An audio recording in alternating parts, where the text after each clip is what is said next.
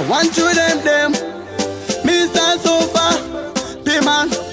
Alright, impact kings Munot kunda se zungu se papapa Chikone se pamroma se apapa Masanga nave ne avava Chifunga munondijga manjendo vavava Impact kings Panopisa ipapo Kudisaini ni maraska bambo Kuraska nzira makunanga msango Jevana askana Manongo daze nanjo bombo clutch Jevana vana Makshezi Jevana askana Vana Manongo daze nandoko Udai ya Jevana vana Jevana askana Vana Manongo daze nandoko Udai Samanyanga mkuru Samanyanga nsuwu mkauru Samanyanga varigu pepa peturu Vazongo simbisa vakati P-Man ini dirim katikati Kunge chicken ini dichingonisa fati Inswaini na pandanaka spagati Pehambega vonzo batonge peanut Majendi nema ati Tomisa vema prati Ndovrandanji Mino techno chat Vajasha msikata vapa katikati Pakatikati Pakatikati Bombo clutch Jevana vana Makshezi Jevana askana Vana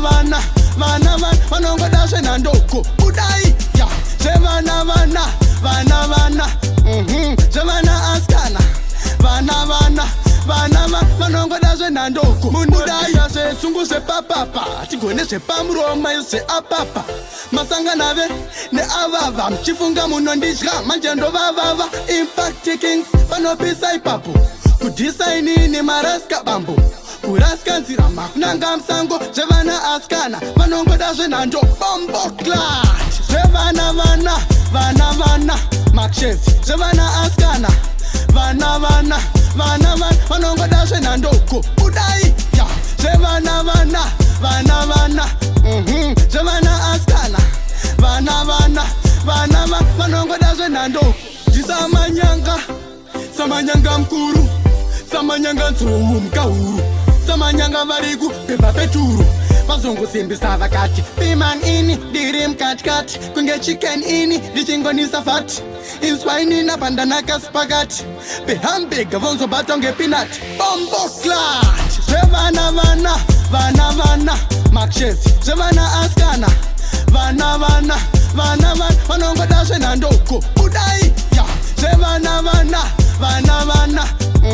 Jevana askana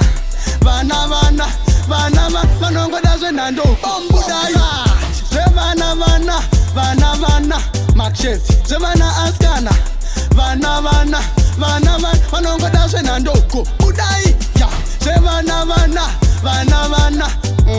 Jevana askana Vana Manongo daze nandoko Udai Single production.